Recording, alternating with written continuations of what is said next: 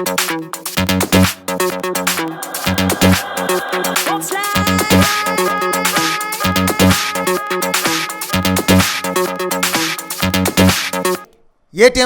డబ్బుంది, జనమే లేరు. ఇది వింతే కాదు. పెద్ద నోట్ల రద్దు అనంతరం బ్యాంకులు, ఏటీఎంల వద్ద నెలకొన్న గందరగోళ పరిస్థితి మనకు తెలిసినవే. జనం డబ్బుల కోసం పడుతున్న పాటల గురించి ఇక చెప్పనవసరం లేదు.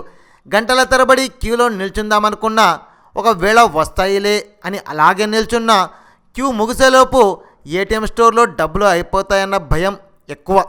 ఇది ఇలా ఉండగా దేశంలో దాదాపు అన్ని చోట్ల ఇదే పరిస్థితి అని చెప్పడానికి వీల్లేదు. ఎందుకంటే జమ్మూ కాశ్మీర్లో మటుకు పరిస్థితి భిన్నంగా కనిపిస్తుంది.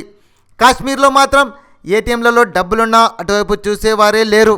ఎక్కడో ఒక చోట గరిష్టంగా 5-6 మంది మాత్రమే ఏటీఎం క్యూలో కనిపిస్తున్నారు.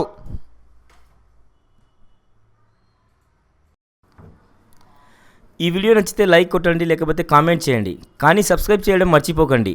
Thanks for watching this video.